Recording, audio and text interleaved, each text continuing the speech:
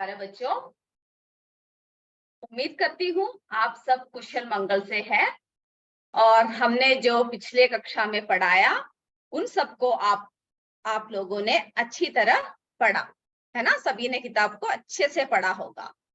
हम पिछले कक्षा में क्या पढ़ा रहे थे आपको? जी हाँ, वैज्ञानिक एवं उनका योगदान, है ना बच्चों। सभी ये पहले अपने किताब का पेज नंबर 6 निकालिए और आपके सामने खोल के रखिए उसको, और एक पेंसिल भी अपने पास ही रखिएगा। तो हमने पिछले कक्षा में हमने क्या पढ़ा? हमने पढ़ा कि किस तरह से एक एक वैज्ञानिकों ने क्या किया कि हमारे देश में और यहाँ इस पूरे विश्व को उनके योगदान किस तरह से दिया। तो जरा हम पहले देख लेते हैं किस किस वैज्ञानिकों के बारे में हमने बात कर लिया है। सबसे पहले हमने क्या किसके बारे में बात? भारतीय वैज्ञानिक एवं उनका योगदान के बारे में हम बात कर रहे हैं, है ना। तो आपने किताब में देखा कि वैज्ञानिकों का नाम दिया हुआ है और विज्ञान के क्षेत्र में उन्होंने क्या योगदान दिया, है ना, उसके बारे में हम पढ़ रहे हैं।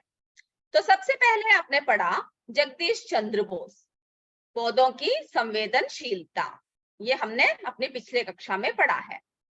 उसके बाद दूसरा आपने क्या देखा? सर सीवी रमन, प्रकाश का प्रकीर्णन यानी रमन प्रभाव, और सभी ने उसको अंडरलाइन भी किया होगा, है ना, पेंसिल से। तीसरा डॉक्टर जानकी अम्माल, किस क्षेत्र में योगदान दिया? साइटोजेनेटिक्स।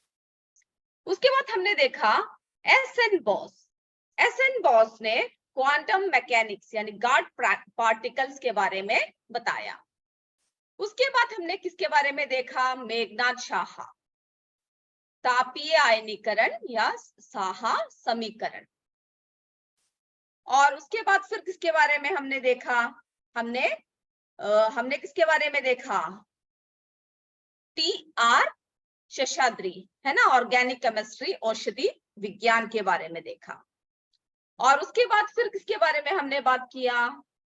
होमी जहांगीर बाबा, जिन्होंने परमाणु कॉस्मिक विकिरण के बारे में के क्षेत्र में योगदान दिया।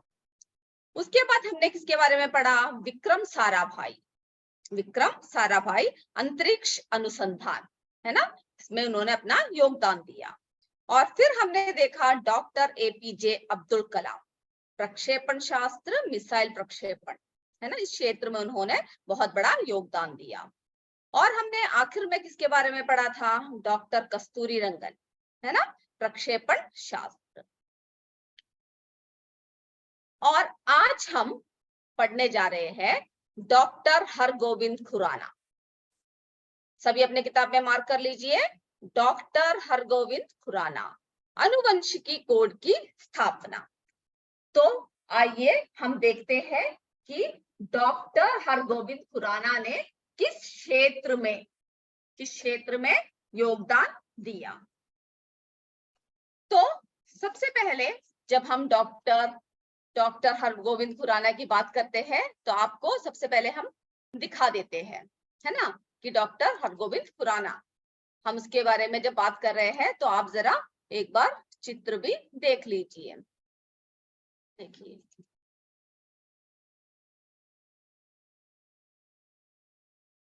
डॉक्टर हरगोविंद खुराना एक नोबेल पुरस्कार से सम्मानित भारतीय वैज्ञानिक थे, है ना। आपको अभी आविष्कार के बारे में पढ़ना है, लेकिन आप जरा उनके बारे में पहले समझ लीजिए कि डॉक्टर हरगोविंद खुराना एक नोबेल पुरस्कार से सम्मानित भारतीय वैज्ञानिक थे।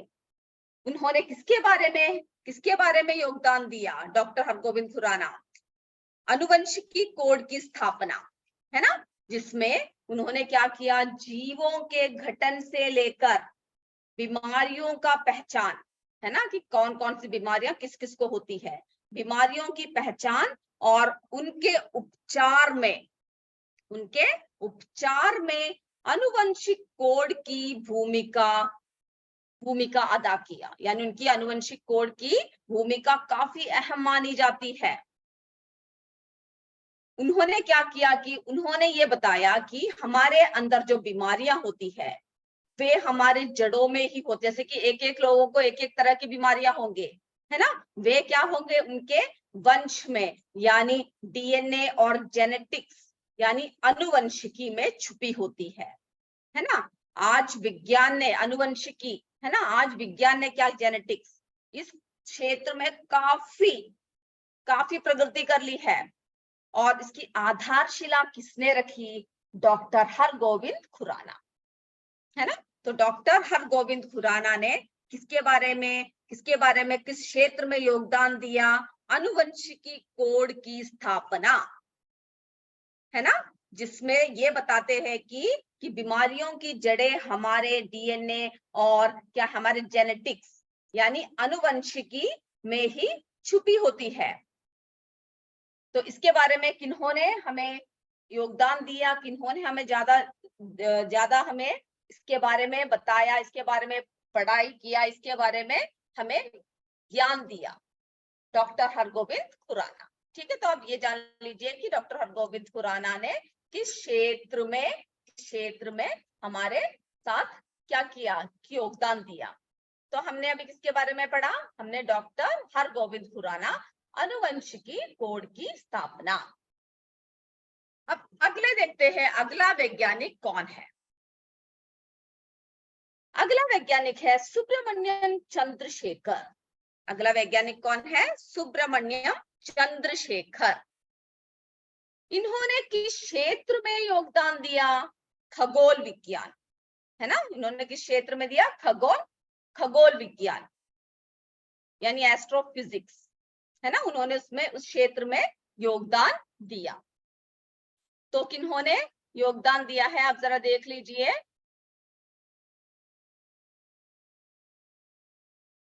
चलो पहले इनकी जरा तस्वीर भी देख लीजिए, ठीक है, इनके जरा चित्र देख लीजिए। सुब्रमण्यम चंद्रशेखर, तो सुब्रमण्यम चंद्रशेखर की जब हम बात करते हैं, क्षेत्र के बारे में आप बात करोगे, खगोल विज्ञान, ठीक है। सुब्रमण्यम चंद्रशेखर किस क्षेत्र में, खगोल विज्ञान, सभी उसमें पेंसिल से अंडरलाइन कर लीजिए। तो इन्होंने क्या किया कि ये क्या थे, बहुत बड़े खगोल भौतिक शास्त्री थे, है ना। उन्होंने भौतिक शास्त्र के लिए इन्हें क्या मिला, नोबेल पुरस्कार मिला, फिजिक्स भौतिक शास्त्र। और सुब्रमण्यम जी ने क्या किया, तारों के समूह की अधिकतम आयु सीमा यानी एस्ट्रोनॉमर, हमने बोला ना कि इन्होंने एस्ट्रोनॉमी के बारे में ज्यादा हमें क्या किया, जानकारी दिया।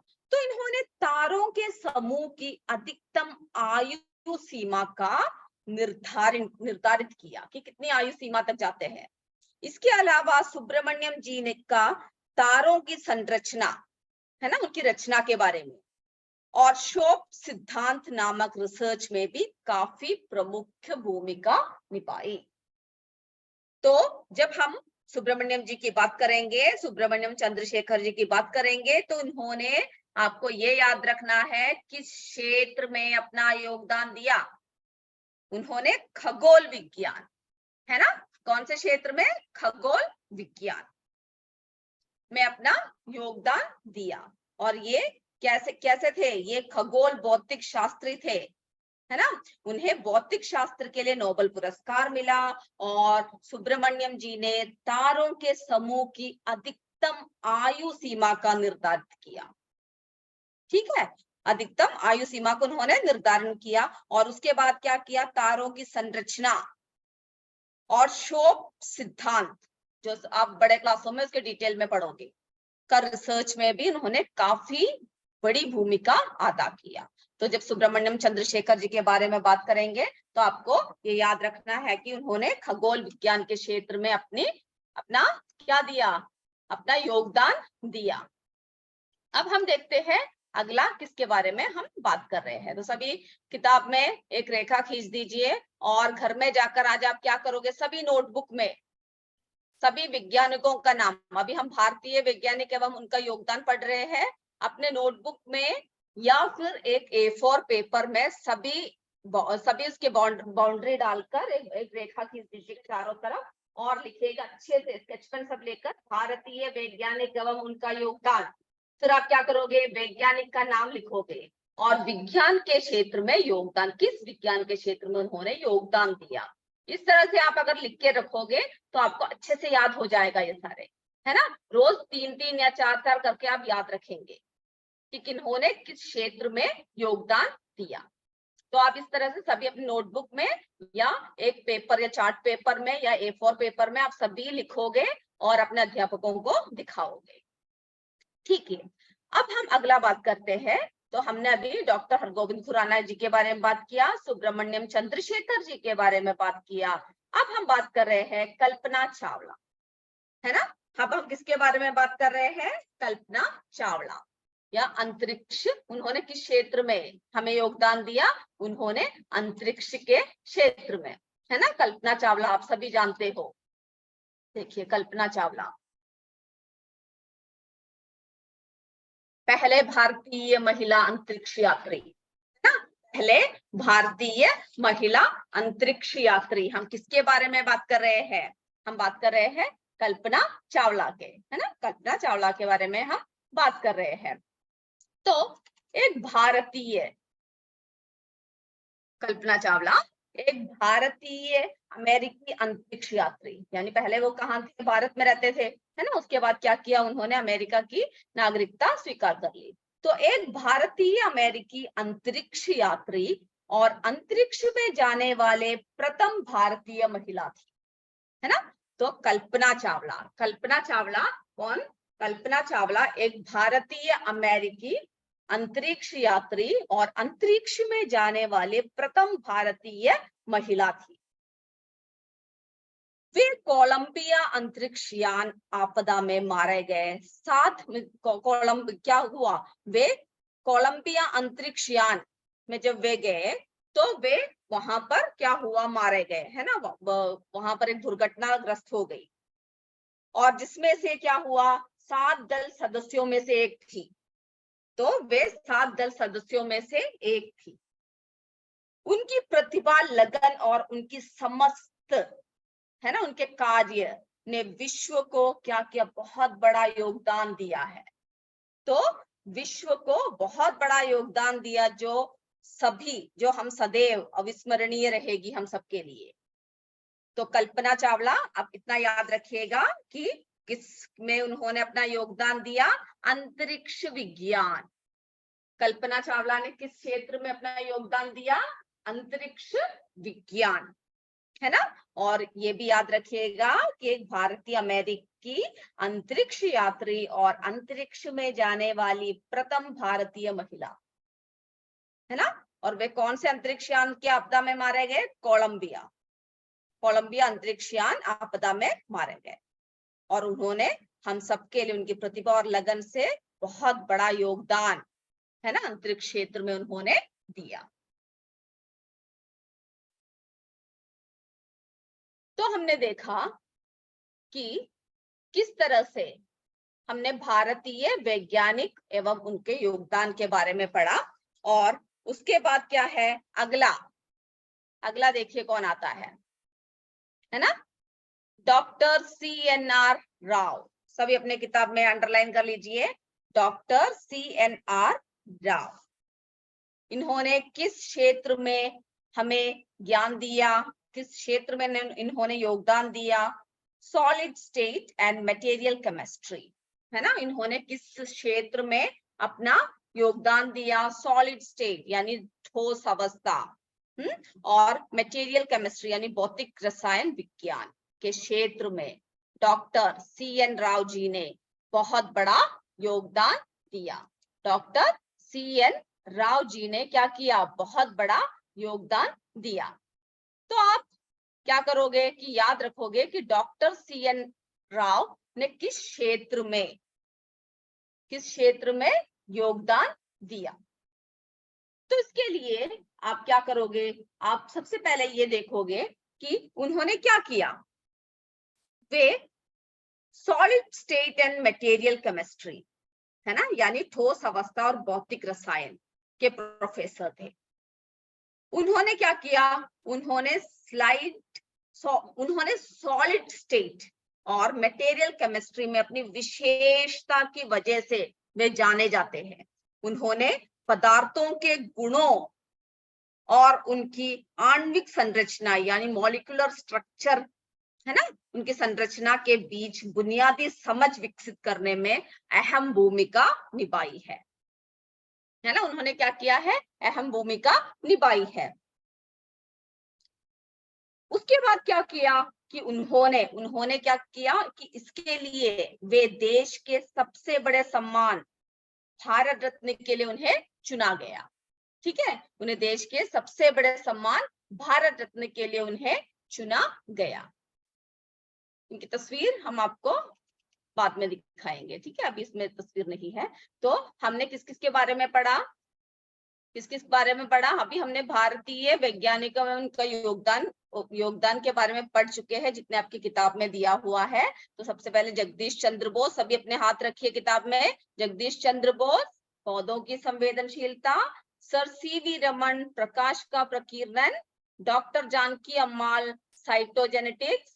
सब किताब में देखिए, और हाथ भी होनी चाहिए आपके, पेंसिल आपके हाथ में होनी चाहिए, जो एक एक करके आप आगे आगे बढ़ाओगे। एस.एन. बोस, क्वांटम मैकेनिक्स या गॉड पार्टिकल। मेघनाथ शाह, तापीय आयनीकरण साहा समीकरण। टी.आर. शेषाद्री, किसमें किया, ऑर्गेनिक केमिस्ट्री। होमी जहांगीर बाबा, परमाणु कॉस्मिक विकिरण। विक्रम साराभाई, अंतरिक्ष अनुसंधान।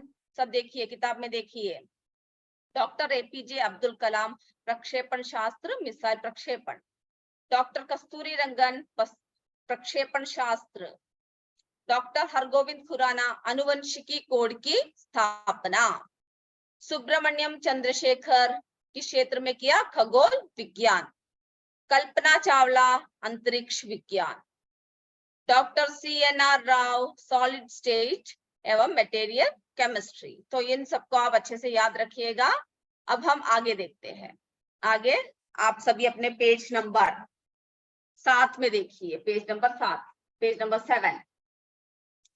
चलिए, सभी किताब अपने हाथ में रखिए और देखिए पेज नंबर 7 में हम क्या, किसके बारे में, हम विदेशी वैज्ञानिकों के बारे में पढ़ रहे हैं, है ना, विदेशी वैज्ञानिकों के बारे में, और उन्होंने क्या योगदान दिया, इस बारे में हम पढ़ रहे हैं। तो सबसे पहला आप देखेंगे एडवर्ड जेनर।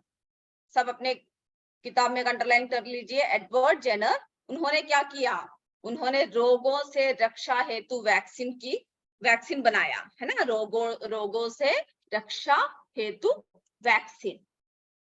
तो आप सब देखिए,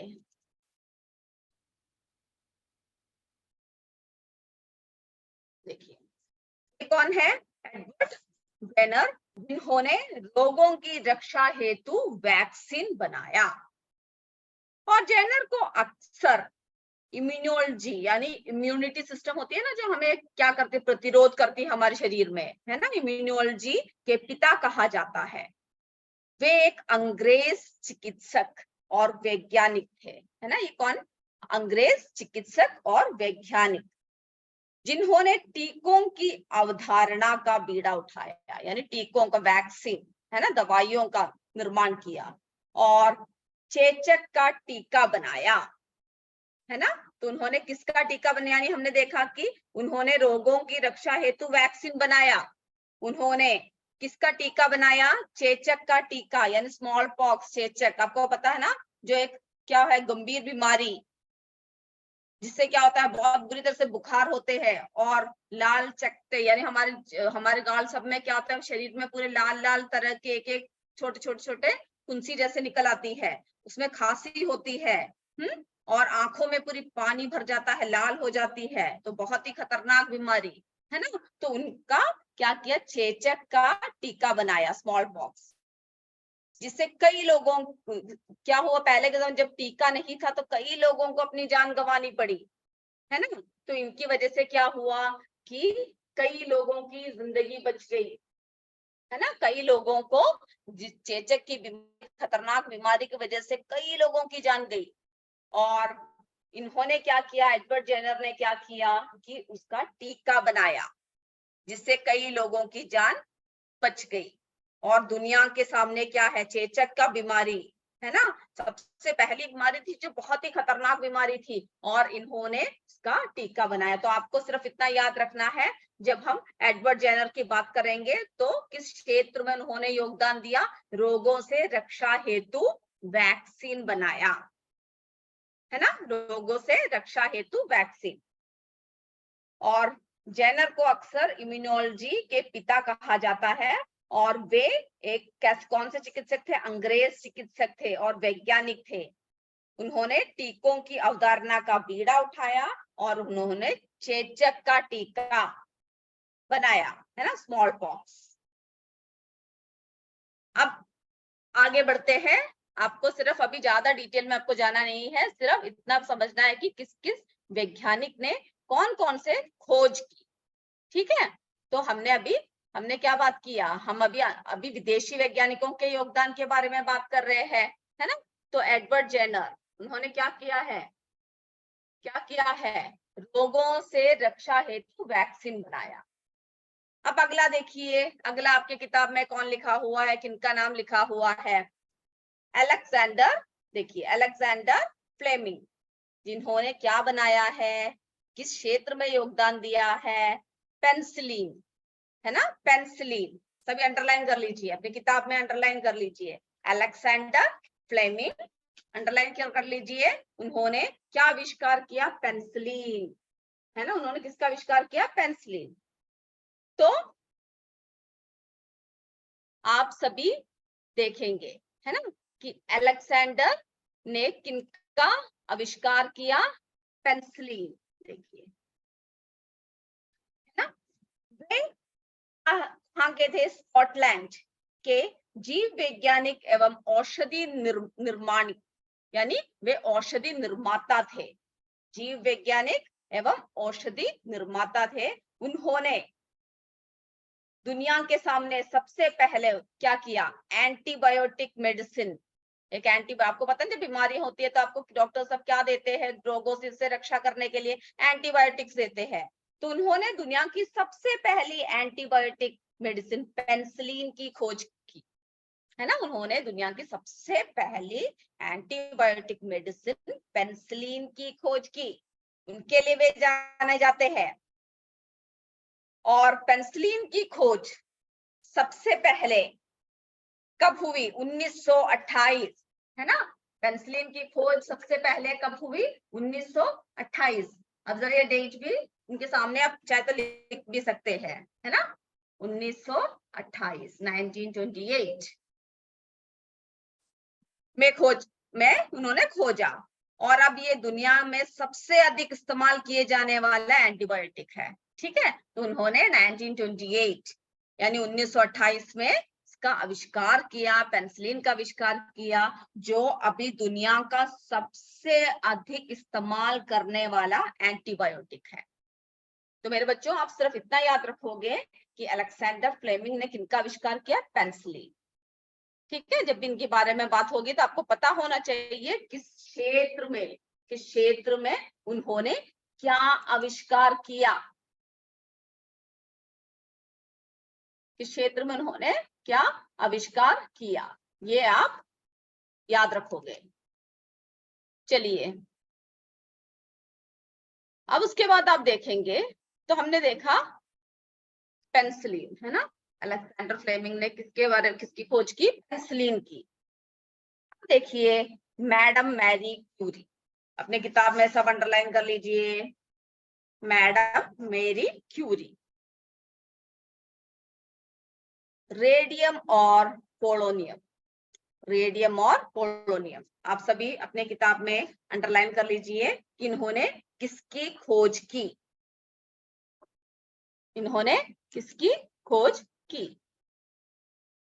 तो आप सब देखोगे कि मैडम क्यूरी ने कौन से क्षेत्र में, है ना, किस क्षेत्र में उन्होंने खोज किया।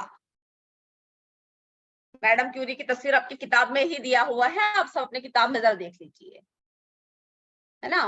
मैडम क्यूरी की तस्वीर कहाँ पर लिखा हुआ है, आपकी किताब में लिखा हुआ है। तो देखिए, किताब में जरा देख लीजिए। तो मैडम क्यूरी ने, हम देखते हैं क्या क्या किस तरह से उन्होंने खोज किया।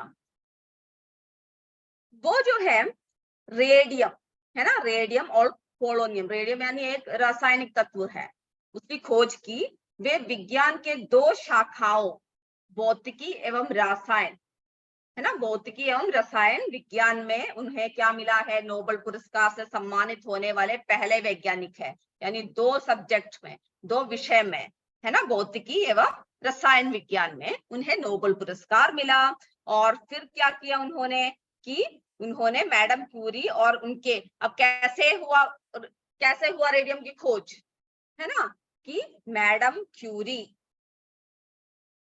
और उनके पति पियरे क्यूरी ने रेडियो एक्टिव पदार्थ यानी रेडियम और पोलोनियम को क्या किया, उनका उसको पिच प्लेट नाम का एक खनिज है, एक खनिज से अलग कर दिया, है ना, पिच प्लेट नामक एक खनिज से उन्हें अलग कर उनकी खोज की, जिस खोज ने मेडिकल जगत में एक नई क्रांति ला दी, है ना। उस खोज ने क्या किया, मेडिकल जगत में यानी चिकित्सा के क्षेत्र में एक बहुत बड़ी क्रांति लेकर आए। किनकी खोज ने, मैडम क्यूरी, है ना, रेडियम और पोलोनियम।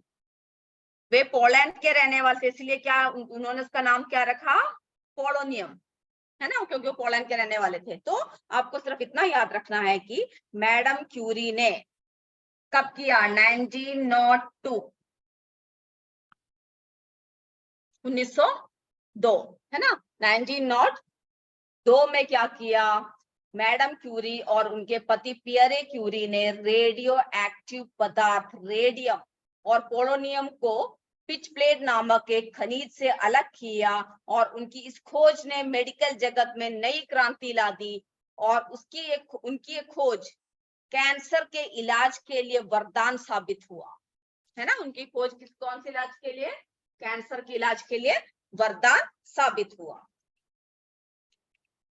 तो बच्चों, आज की कक्षा में हम इतने ही लोगों के बारे में बात करते हैं, है ना। हमने इन सब लोगों के बारे में, हमने वैज्ञानिकों के बारे में हमने बात किया, भारतीय वैज्ञानिकों की हमने पूरी बात कर लिया है, जो आप सबने अच्छे से देखा, और आप अच्छे से लिखकर भी आओगे इसे, किन्होंने किस चीज की खोज किया वो आप लिखकर अपने अध्यापकों को दिखाओगे।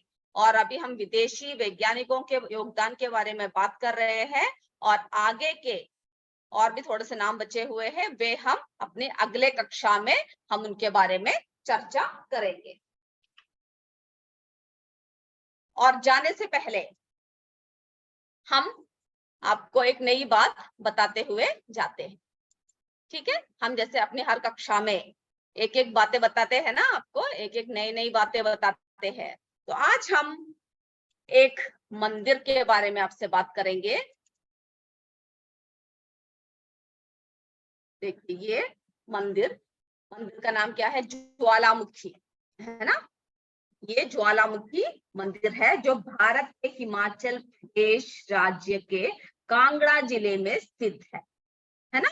ज्वालामुखी यानी क्या है, ये भारत के हिमाचल प्रदेश के कांगड़ा जिले में स्थित एक नगर का नाम है।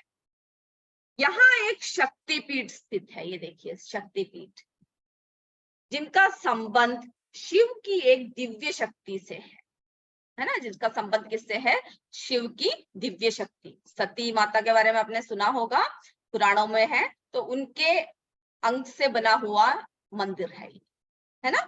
तो उसके बारे में हमने क्या किया, बात किया। और इस मंदिर की विशेषता क्या है, ये देखिए, आप देख रहे हैं ना, ज्वाला जल रही है ना। यहाँ पर किसी मूर्ति की पूजा नहीं होती, यहाँ पर किसकी पूजा होती है, पृथ्वी के गर्भ से निकल रही ज्वाला। और कितने ज्वाला है, एक ज्वाला नहीं, 9 ज्वालाओं की पूजा होती है। कितने ज्वालाओं की पूजा होती है, 9 ज्वालाओं की पूजा होती है। यहाँ पर पृथ्वी के गर्भ से 9 अलग अलग जगह ज्वालाएं निकल रही है ना। यह हैरानी की बात, इस मंदिर के क्या है, फिर उसके यहाँ पर इस मंदिर का निर्माण किया गया। तो ज्वालामुखी, है ना, ज्वालामुखी भारत के हिमाचल प्रदेश में स्थित है। और यहाँ पर क्या है, कांगड़ा जिले, है ना, कांगड़ा जिले में स्थित एक नगर है। और वहां पर शिव की एक दिव्य शक्ति है, जहां पर क्या है, एक मंदिर जहां पर ज्वाला की पूजा होती है, 9 ज्वालाओं की पूजा होती है, और ये ज्वालाएं पृथ्वी के गर्भ से निकल रही है। इसे बुझाने की बहुत लोगों ने कोशिश की, है ना, अंग्रेजों ने कोशिश की, बादशाह अकबर ने इस ज्वाला को बुझाने की कोशिश की, लेकिन सारे नाकामयाब रहे। वैज्ञानिक भी इस ज्वाला के बारे में लगातार इकट्ठा कर रहे हैं कि कैसे जल रही है ये, है ना, ज्वाला के बारे में लगातार जलने का कारण ढूंढ रहे हैं, जो वो अभी तक ढूंढ नहीं पाए हैं। और इस मंदिर का निर्माण किसने किया है?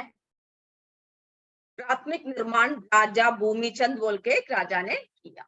ठीक है, तो ये आप बस इतना याद रखिए, ज्वालामुखी टेम्पल कहाँ पर है? हिमाचल प्रदेश। तो इसी के साथ मैं अपनी कक्षा समाप्त करती हूँ, और आपको कोई भी डाउट कुछ भी हो तो आप लिख के रख सकते हैं, और हमारे अगली कक्षा में आप हमसे पूछ सकते हैं। ठीक है, तब तक जय विद्याशक्ति, जय हिंद, जय भारत। धन्यवाद।